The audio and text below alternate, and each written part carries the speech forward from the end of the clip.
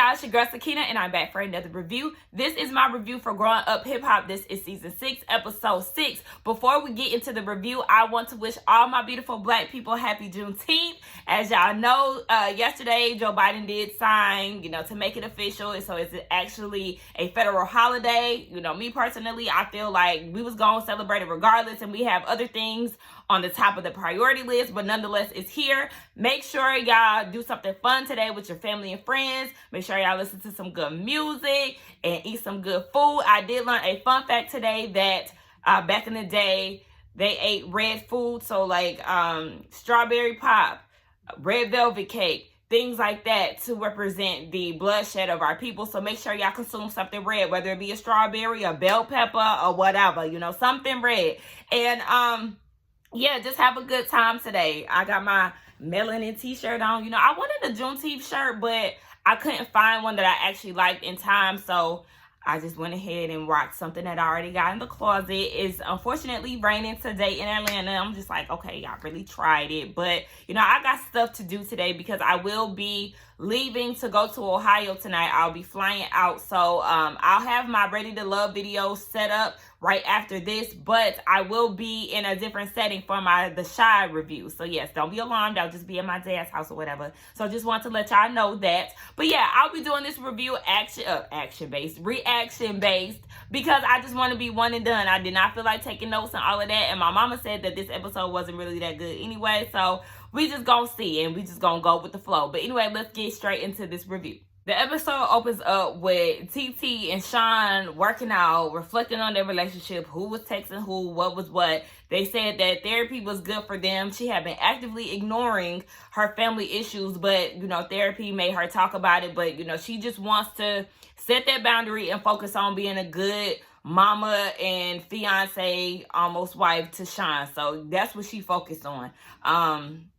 Yeah, that was pretty much about them. I tend to tune out sometimes when it comes down to them. I just be like, all right, just get to the mess. Like, all the fluff and, like, them working out and, like, just get to the point. I know that I like TT, but I just be wanting them to hurry up with it. Oh, yeah, and then there was the whole ex situation, how Sean said that he really doesn't have any exes. And I don't know if that's going to come back around later or what. But, yeah, he really don't talk about his past.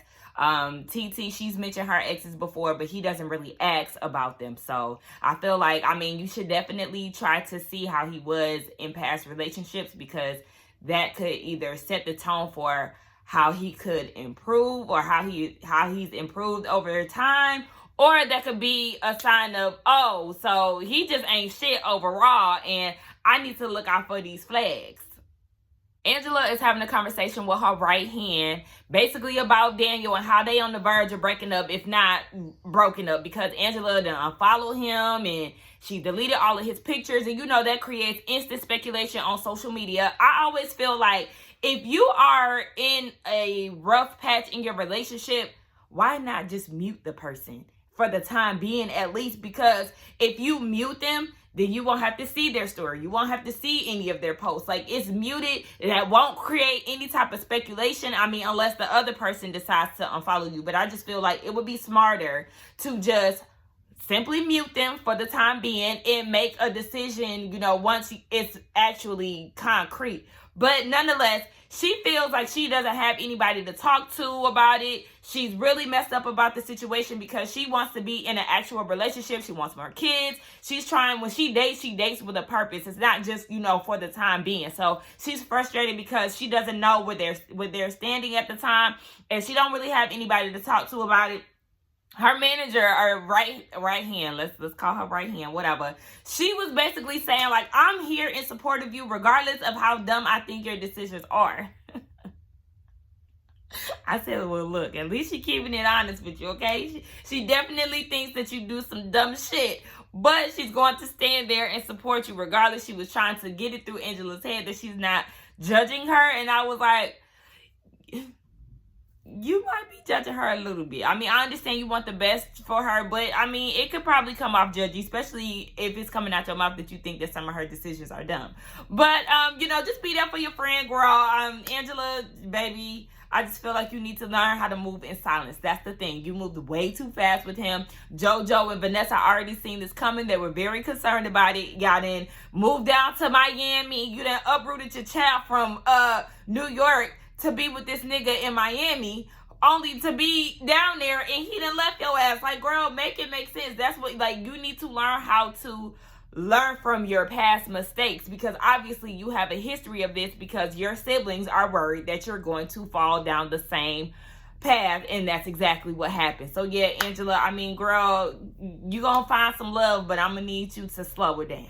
We get a scene with Angela, or actually she comes later, but we see that Tanise, Vanessa, and Cree are in a parking lot or a garage, driveway, wherever they are, that Cree said was her humble abode. But, you know, she lives in Miami. We know she had an Airbnb. But nonetheless, they're getting pedicures and they're having a conversation. I don't know, at first the interaction between them was a little weird to me. And then when they sat down to get their feet done, like, Tanise kept fidgeting with the pillow that was in her lap. Like, I know she had a short dress on, so that's probably why I was there. But, like, I don't know. It's just like the vibe seemed so off in this scene. But Cree is talking about Sam and how Savannah was telling her about him, which led to a conversation that Savannah had with Cree about Egypt spreading the rumor about Sean possibly cheating on TT. So, you know, Vanessa is automatically taken aback because that's her friend. And she was like, oh, hold on, wait, this is not cool. And Cree was like, I know, because I tried to tell Savannah, you need to watch out for people like that, because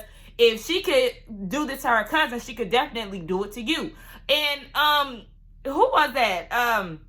Tanise was like, I mean, I don't know Sean all that well, but he doesn't strike me as a person that would do that.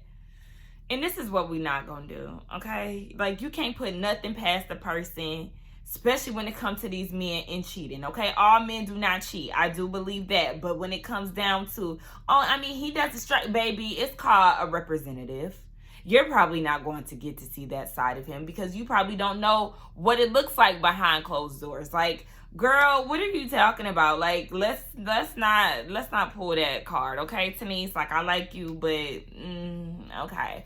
So yeah, they was talking about that, and Vanessa said that she needs to go ahead and talk to her friend TT and give her this news. Angela gets there, and Vanessa was talking about the situation in her confessional before she showed up, but she was just basically saying that I don't know too much about their relationship, but it must be over because on Instagram, you know, the whole unfollowings and deleting pictures, and then they show her, you know, doing cryptic messages that people love to do once they break up. I'm doing me. I'm taking care of myself. I just feel like that shit is just so played out. Like, one thing about me, you will never know that I'm going through any type of emotional turmoil when it comes down to a nigga, because I never post any of that on social media. Like, I just feel like I don't, like, for what? Like, bitch, I'm sad. I don't have time to be trying to, you know, make a damn video of me singing a indirect, like, you know, indirect song in regards to him and all of that. Like, it's just way too much. Like, I just rather keep all of that shit low key. I was just telling my little cousin that, like, even if I'm entertaining a guy, you will not know, because I don't make little, like, oh my gosh, him. Like, I don't do shit like that. Like,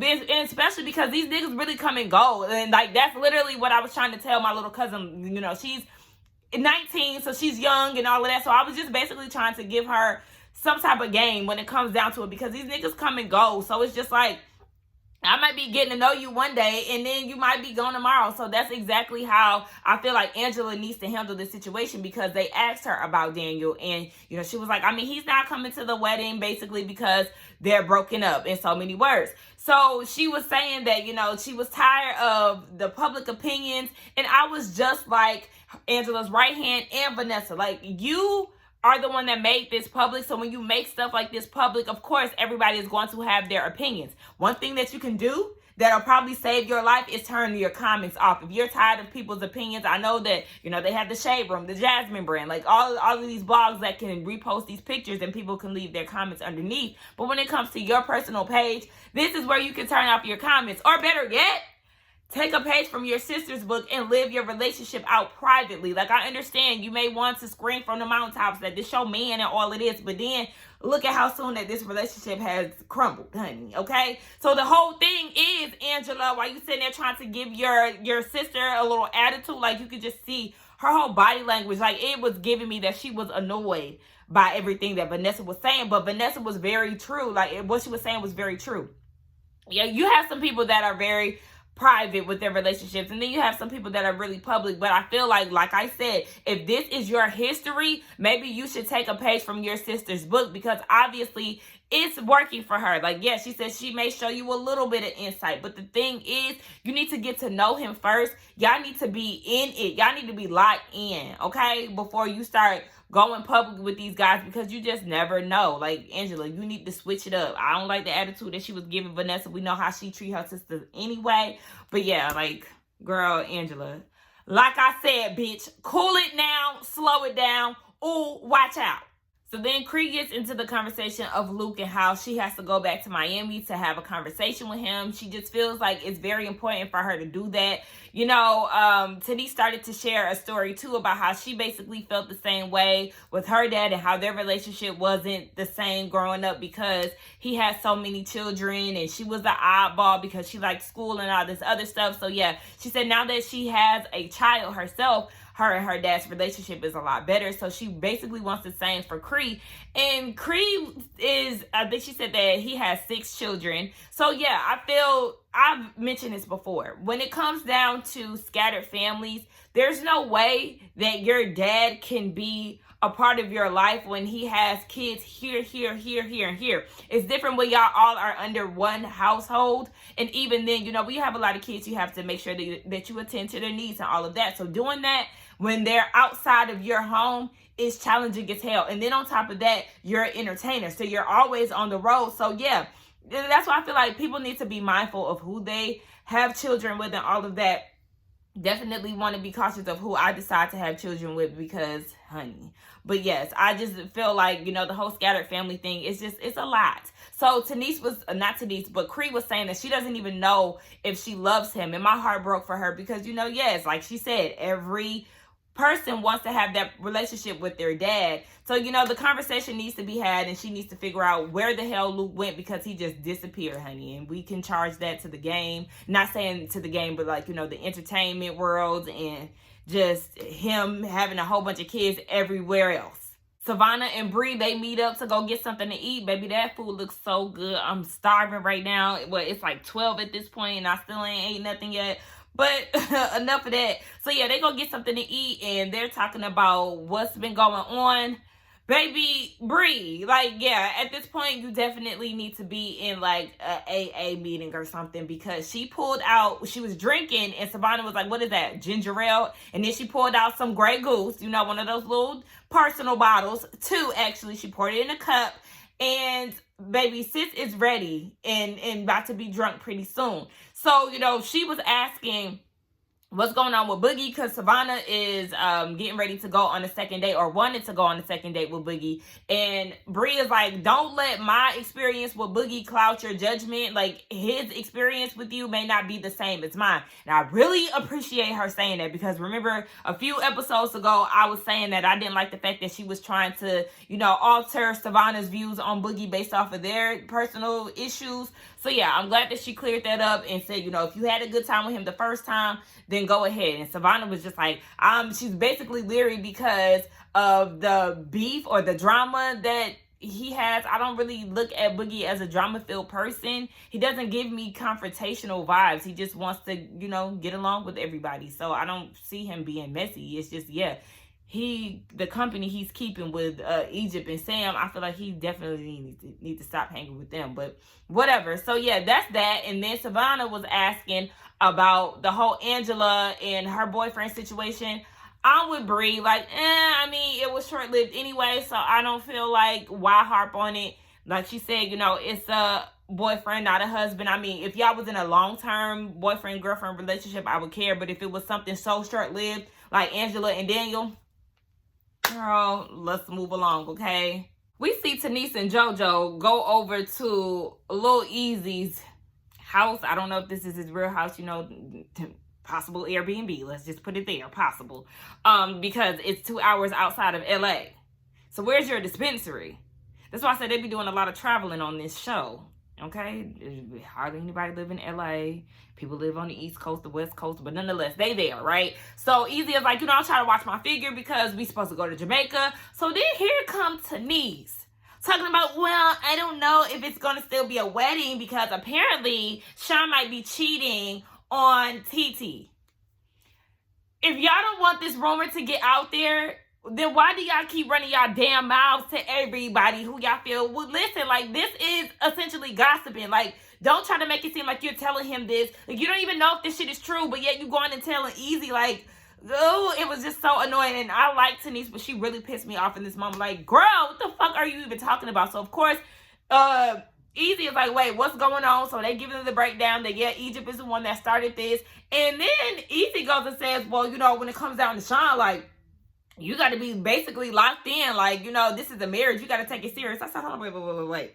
Now, we already know how you get down. And you just admitted in your confessional that, yeah, you definitely was cheating on your little Raggedy Ann over there. So, what are you talking about? And remember last season, when you was with your Raggedy Ann in the same setting with TT, you was all up in TT face talking about some you always gonna flirt. But you want to try to, you know, tell Sean what he needs to do within his marriage or once he get married. Boy, sit the hell down, Lil Easy. Like, I like you, but I'm gonna need you to hush up because one thing you ain't is a relationship expert. So move along, please. So yeah, this whole scene was just annoying to me because I felt like Tanise was overstepping her boundaries, honey. Like, girl, shut the hell up. We see Cree riding in a car on her birthday with her fine ass cousin. Hey, Super. Hey, boo. But yes, it's her birthday, and, you know, of course they get into the conversation of Luke. She said that Super is the only connection that she has to her dad's side of the family. So she is just basically saying how bothered she is the fact that he doesn't call her. They don't have a relationship. She said every birthday, every Father's Day, she has literal receipts that she does reach out to him for those special occasions, and he has not given her the same type of love. Again, that just goes back to him being an absent father, being having scattered families and all of that. So yeah, it's just hard for her. She gets emotional. And, you know, her cousin did say that he has a gathering that he's about to put together. Luke gonna be there so they can sort out their issues there. I feel like, no, that's the worst place that they could do it. I feel like it needs to be a one-on-one thing, because she did say that she feels like nobody is having her back in this situation. But I do feel like they don't need to do it in like a party setting or anything like that. But I don't know. We'll see how the scene plays out. But yeah, you know, Cree is just still brokenhearted about her daddy. Now, Vanessa done carried herself down to TT's Airbnb.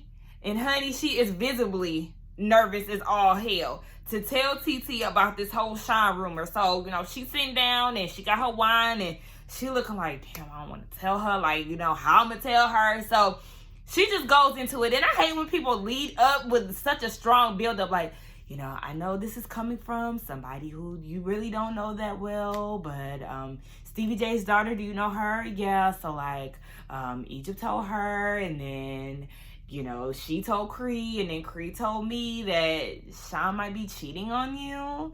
And, you know, TT was like, oh, hold on, wait, bitch, because I know damn well they ain't say no shit about my man. So the commercial break kind of made it seem like, you know, TT was about to get real rowdy, but she actually didn't. So what it was she was just basically taking it all in, listening to everything that Vanessa was saying. And she is just like, I have removed myself from this situation, and they're still coming for me. I haven't talked to them in a year, and here they are still talking shit about me. Like, I don't know how desperate they can get, but obviously, you know, this is this. So she is just irritated. She just looks at them like they're desperate. She pities them. She's angry. Like, there's just a mix of emotions that's going on, because she really feels like they're stooping to a new low. She said that she remembers saying that her and Sean had their own issues, like just basically trying to figure out their relationship or their situation, and they took that and ran with it and insinuated that she was talking about cheating. So this is where it was like really starting to piss her off, because she's like, look, like, I don't even talk about them. Like, first of all, y'all started this whole thing with me liking Sam, and then y'all go and bring my fiance into it, and that's not fair. So this is where she's coming from. And Vanessa at some point is trying to figure out, okay, so is he cheating? Did he cheat? Like, you know, we're in the midst of a pandemic. When did he have time to cheat? Girl, Miss Ma'am, this man was in a whole nother country. He could have found the time to be with, especially if they ain't talking on a day-to-day basis. That's enough time for him to go and, you know, be in Jamaica with his chick.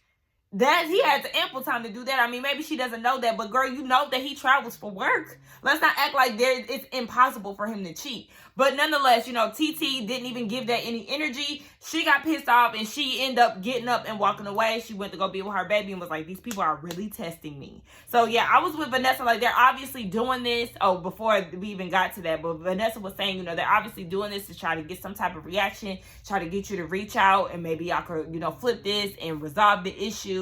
And TT was like, I mean, it's a no for me. There was something else that I wanted to say that has slipped my mind in regards to the situation. But yeah. So that's just that. I feel like there was something that I missed. Like, I'm mad that it slipped my mind that quick. Let me see. What was I trying to say? Hold on. That's what I wanted to mention. So yes, she was saying that she side-eyeing Savannah and Cree now. And remind you that Cree is planning her wedding. So she was like, yeah, I mean, I'm definitely giving her the side-eye because, baby, you want to play the game of telephone. And now I'm just looking at you like, honey, bitch, you do not need to be planning my wedding. So I think she's going to go ahead and take Cree off of the wedding planner list. Wait, do y'all hear that? Listen. Because she want to be quiet now, but my dog is snoring loud as hell. I didn't know if y'all heard it or not, but of course I mentioned it. Now she want to be quiet.